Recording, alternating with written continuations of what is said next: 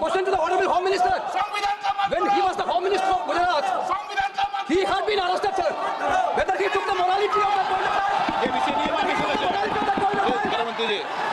अब मुझे सुनो जरा, मुझे सुनो ना, पहले बैठ जाओ।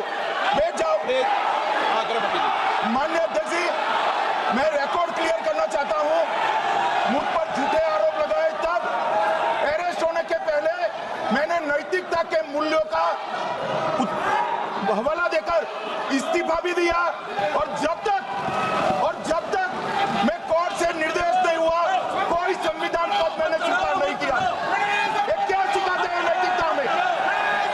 मैं तो इस्तीफा देकर गया था। कुछ दिनों से मामला चल रहा था कि लोग बात कर रहे थे कि संविधान खतरे में है, संविधान को बदलना चाहती भारतीय जनता पार्टी, और मुझे लगता है कि अब उसी रास्ते पर एक कदम और बढ़ाया गया है। हम बात करते हैं कि आज संसद में कुछ बिल लाए गए, संशोधन लाया गया। इसमें एक बिल था 130वां संशोधन संविधान का। इसी के बारे में बात करेंगे, किस तरह से संविधान के साथ छेड़छाड़ किया जा रहा है और किस तरह से सत्ता दुरुपयोग किया जा रहा है। हम बात करेंगे कि अमित शाह ने पेश किए हैं, सरकार कहती है कि ये भ्रष्टाचार रोकने के लिए, लेकिन सवाल ये है कि क्या ये बिल वाकई में भ्रष्टाचार पर लगाम लगाएगी या विपक्ष की आवाज़ को दबाने का काम करेगा। जैसे कि आपने पिछले सालों में देखा कि अरविंद केजरीवाल जो दिल्ली के मुख्यमंत्री थे, उनको किसी मामले में आरोप लगाकर सीधे जेल में डाल दिया जाता है, और इसी तरह से जेल में डालकर बाकी के नेताओं के साथ किया जाएगा, उनको उनके पद से हटा दिया जाएगा, चाहे वो मुख्यमंत्री हो चाहे वो मंत्री हो। और यहाँ तक बातें की जा रही कि इसमें प्रधानमंत्री शामिल होगा, लेकिन आप जानते हैं प्रधानमंत्री के साथ ऐसा होगा? मुझे नहीं लगता। माननीय गृह मंत्री जी, बहुत नैतिकता की बातें कर रहे हैं आपने भाषण दिए थे चक्की पी सिंह, महाराष्ट्र में जिनको लेके डिप्टी सीएम बना के घूम रहे हैं आप। हम सीधी बात करेंगे कि 20 अगस्त 2025 को अमित शाह ने 3 बिल पेश किए हैं। इसमें 130वां संशोधन है, विधेयक है, केंद्र शासित प्रदेश में सरकार संशोधन विधेयक, जम्मू कश्मीर पुनर्गठन संशोधन विधेयक। इनका मकसद है कि अगर कोई मुख्यमंत्री, मंत्री या यहाँ के प्रधानमंत्री गंभीर अपराध में 30 दिन तक जेल में रहे तो उन्हें पद से छोड़ना होगा। सुनने में कितना अच्छा लग रहा है, चलो भ्रष्टाचारियों के खिलाफ इतना बड़ा काम किया जा रहा है तो इसमें बुराई क्या है। लेकिन आप समझिए, बात को हम समझाएंगे, अच्छे से समझाएंगे। सुनने में जितना अच्छा लगता है उतने ही ये बुरा है। पिछले कुछ सालों में देखा कि विपक्षी नेताओं की गिरफ्तारियां ज्यादा हुई है, उनके ऊपर ज्यादा भ्रष्टाचार के आरोप लगे हैं, जबकि उन्हीं विपक्ष के नेताओं में से कुछ नेता जब भाजपा में शामिल हो जाते तो भ्रष्टाचार के सारे आरोप खत्म हो जाते। The day the vice president resigned, I think Venugopal ji called me and said, vice president is gone. There's a big story about why he resigned. Some of you might know it, some of you might not know it, but there's a story behind it. And then there's a story about why he's in hiding. Why the Vice President of India, is in a situation where he cannot say a word. One word. And has to hide. Everybody knows it.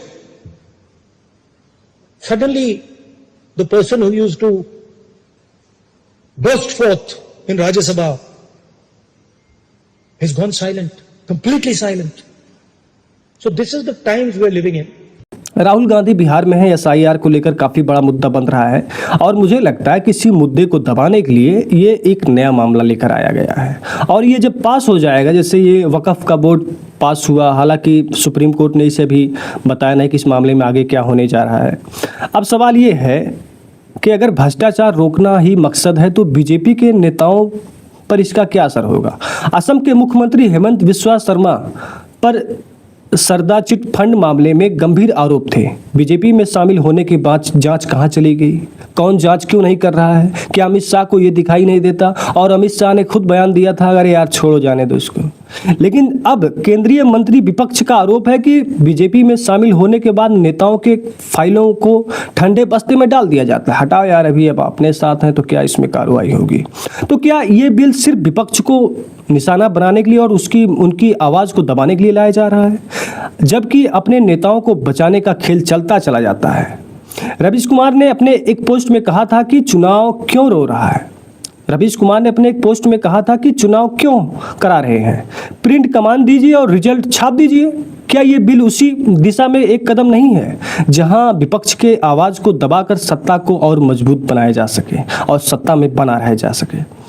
Visuals, अब इन बिलों को JPC के लिए भेजा गया है, लेकिन सवाल आपसे है, क्या ये बिल भ्रष्टाचार को रोकेगा या फिर राहुल गांधी, केजरीवाल जैसे नेताओं के लिए ईडी, सीबीआई और उनको आरोप लगाकर 1 महीने के लिए जेल में जला जाएगा, उनके पद से उनको इस्तीफा दिला दिया जाएगा। 1 महीने के लिए तो किसी को ईडी और सीबीआई के दम पे अंदर लिया जा सकता है, कई नेताओं को लिया जा सका है, फिर बाद में court, high court, supreme court कहती है कि नहीं, कोई मामला इसमें आया ही नहीं तो इनको छोड़ दो, जाने दो। तो किस तरह से लोगों को 2-2 साल, 6-6 महीना, 4-4 साल तक 4-4 महीने तक अंदर रखा जाता है इसी प्रकार से। तो अब सीधे से सवाल है, यही है संविधान और यही है संविधान के ऊपर आक्रमण।